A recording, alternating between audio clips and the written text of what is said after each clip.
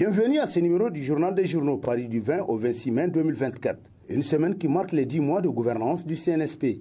À cet effet, vie de la nation, transition, le temps des bilans, s'interroge dans sa rubrique Nation, l'hebdomadaire Le Monde aujourd'hui, pour qui ce pays, le Niger, a une chance historique. Le CNSP doit le comprendre pour jouer franc jeu avec le peuple. C'est pourquoi il est important que la transition donne des gages, enlevant tous les doutes par lesquels certains depuis des jours perdent leur foi en cette transition selon le journal qui renchérit. Il y a donc absolument à rectifier le tir pour qu'à ce peuple qui a fait confiance, l'armée préserve le pacte, regardant le peuple et les intérêts supérieurs de la nation, non des individus ou un clan qui a conscience de ses fautes, cherchant le moyen de s'en exonérer. Il est donc important, d'après l'hebdomadaire, voire urgent, après 10 mois, alors que le problème de l'électricité reste intact, alors que notre école peine à retrouver la voie, malade de sa gouvernance, alors que notre agriculture n'est priorité que dans les discours, que l'on pose un diagnostic sans complaisance de la gouvernance de 10 mois sous le CNSP, afin de comprendre ce qui a marché et ce qui a marché moins, en tirer les leçons et envisager les correctifs nécessaires. Car ce pays ne doit absolument pas rater cet autre rendez-vous avec l'histoire. Il y a des problèmes, il ne faut pas les nier. Notre courage est dans notre capacité à nous remettre en cause, à comprendre que nous ne sommes que des êtres humains, par définition imparfaits, pour admettre nos erreurs et avoir l'audace de les affronter et de les corriger. Si la Renaissance est tombée dans la situation que l'on sait, c'est bien parce qu'elle a refusé d'écouter les critiques qui se faisaient à son encontre, ne voulant et ne commandant pour ses vanités que des éloges, même faits de vernis éphémères selon le monde d'aujourd'hui qui conclut « Ce pays peut changer ». Lutte contre la vie chère au Niger, le président du CNSP doit alléger la souffrance des consommateurs, s'exclame dans sa rubrique Société l'hebdomadaire L'actualité, selon qui il faut reconnaître que l'État a mobilisé tous les moyens pour tenir ses engagements pris afin de rendre les produits de première nécessité accessibles à travers le port de Lomé au Togo, passant par le Burkina Faso. Mais on se rend compte que par rapport au prix des produits alimentaires, les commerçants s'adonnent beaucoup à la surenchère. Ce qui n'est pas normal d'après le journal pour qui cela ne se justifie pas. Les importateurs et exportateurs estiment que le circuit des marchandises qui quittent le port de Lomé est très long et coûteux, avec surtout beaucoup de tracasseries. En plus, les convois viennent toujours en retard et prennent du temps entraînant des dégâts sur les marchandises. Il est important que le président du CNSP puisse s'impliquer et trouver une solution dans l'intérêt de tous, les commerçants tout comme les consommateurs. En cette période de soudure, la situation est très préoccupante, surtout dans le monde rural, malgré la vente à prix modéré de l'État, conclut l'actualité.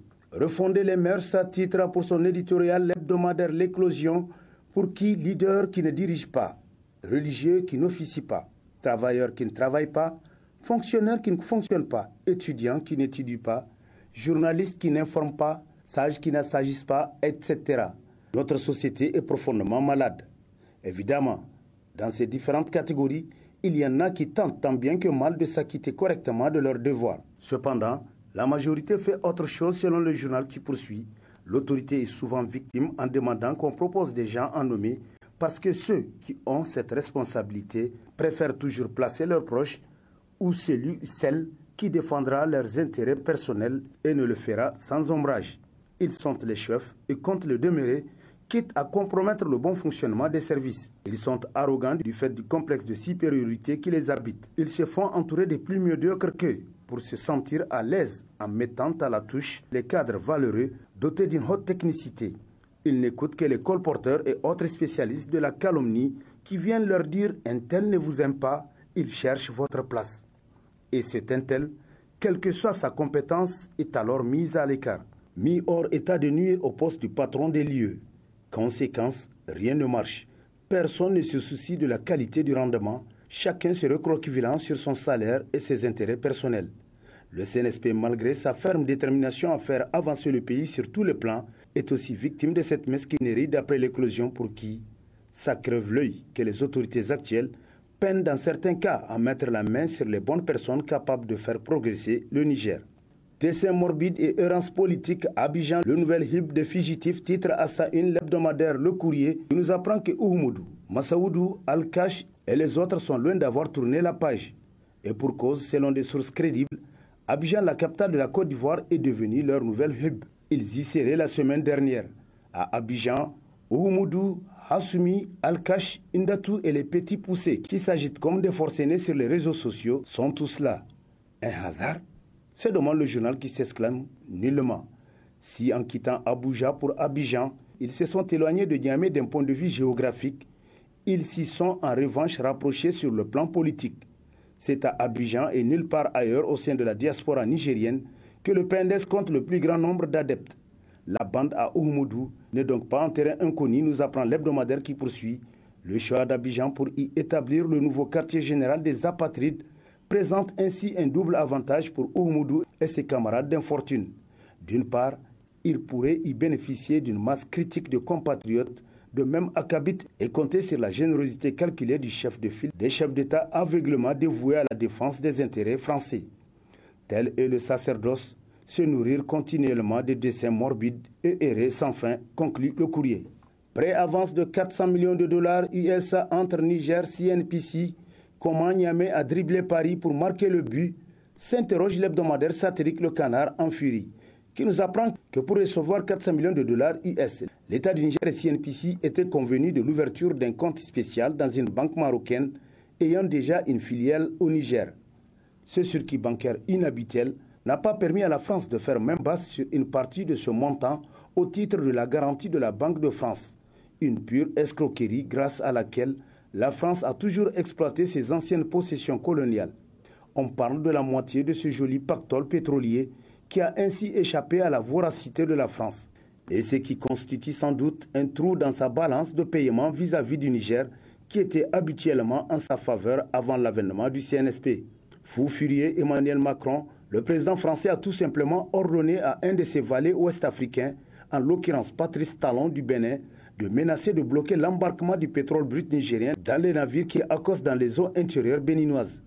Dans tous les cas, le pétrole brut nigérien, en quittant le territoire nigérien pour traverser celui du Bénin, n'est plus sous la responsabilité de l'État du Niger en vertu du droit de commerce international, mais bien sous celle de l'État de transit et de destination, que sont le Bénin et la Chine, selon le satirique pour qui, en réalité, et Talon et Macron sont tous petits charlots qui ne comprennent rien à rien et qui sont plus connus pour leur réaction épidermique que réfléchie et sensée.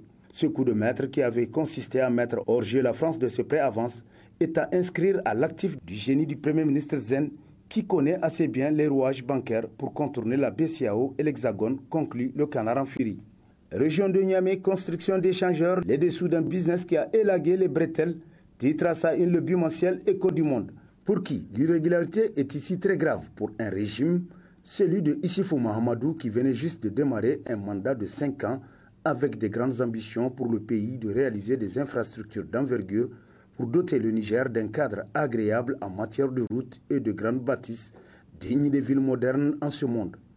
L'échangeur Malibéro, tout comme celui des Martyrs dont les plans ont été annoncés au grand public avec des affiches, ont fait l'objet de modifications à la dernière minute pour un rabais drastique de la qualité.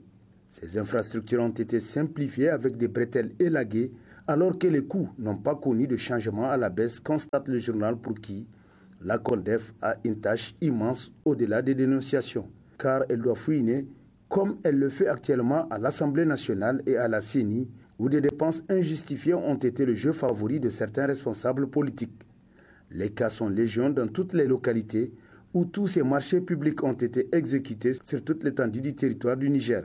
En effet, une telle pratique, c'était la norme à Tareya sous le magistère du bienfaiteur Issifou Mahamadou, conclut avec ironie Écho du Monde. Retrait des forces américaines du Niger, date butoir le 15 septembre 2024, titre dans ses colonnes Niger Inter Hebdo, qui nous apprend qu'un accord pour le désengagement des forces américaines installées au Niger a été trouvé entre le ministère nigérien de la Défense et le département de la Défense des États-Unis. Il ressort de cet accord trouvé que le désengagement des forces américaines au Niger prendra fin au plus tard le 15 septembre 2024.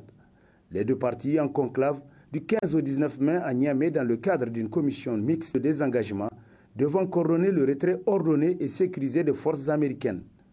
Depuis lors, un processus devant permettre le désengagement de quelques 1100 soldats américains stationnés au Niger sur une base de drones à Agadez dans le cadre de la lutte contre le terrorisme a été enclenché selon Niger Inter Hebdo. Réunion des ministres des Affaires étrangères de l'AES à Niamey vers l'opérationnalisation de la Confédération des États du Sahel. Titre dans sa rubrique Nation, l'hebdomadaire La Roue de l'Histoire Info, qui nous apprend qu'à l'issue de cette rencontre de 2 jours, les chefs de la diplomatie des 3 pays se sont félicités sur plusieurs points, notamment la création par les autorités nigériennes du Comité national chargé de l'opérationnalisation de la Confédération de l'AES, la proposition du Burkina Faso d'élaborer un ensemble de directives en vue d'une meilleure coordination de leurs actions diplomatiques, l'initiative malienne de conduire des réflexions en collaboration avec les autres pays pour élaborer une stratégie de communication de l'AES. La réunion qui s'est tenue en prélude à la rencontre des ministres des Affaires étrangères s'est naturellement penchée sur l'avant-projet du traité qui crée la Confédération de l'AES, nous apprend davantage La Roue de l'Histoire Info qui conclut qu'à moins d'1 an de sa création, l'Alliance des États du Sahel AES est en train de prendre son envol avec la mise en place progressive de ces instances de prise de décision.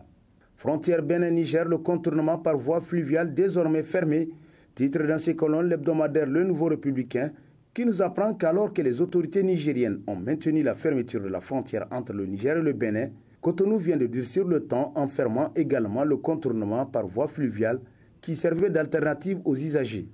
La désescalade n'est pas pour bientôt dans le bras de fer entre le Bénin et son voisin du Niger. Désormais, il n'est plus possible de passer par voie fluviale pour rejoindre le Niger. Depuis le coup d'État du 26 juillet 2023 contre le président Mohamed Bazoum, les relations sont tendues entre le Bénin et le Niger, constate Le Nouveau Républicain.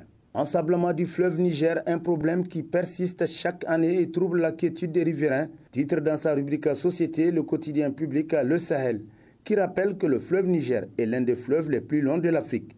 Il est en effet le 3e le plus long avec une longueur d'environ 4200 km. Ce fleuve qui jadis faisait la fierté du peuple nigérien est depuis quelques années confronté à l'ensablement qui menace de plus en plus son existence. À chaque période de décrue, le lit du fleuve se remplit d'une quantité importante de sable qui le vide petit à petit de son eau, laissant ainsi apparaître des espaces sans eau, des rochers, des espaces verdoyants à la merci des ordures et des déchets plastiques. Cela n'est pas sans conséquence sur l'environnement et entrave le bon déroulement de certaines activités pratiquées sur le fleuve telles que rapportées par le Sahel. Et c'est sur ce mot de l'environnement que prend fin ce numéro de la revue de presse. Prochain rendez-vous, plaise à Dieu dans une semaine, avec toujours la même passion de vous servir. Bonne lecture et au revoir.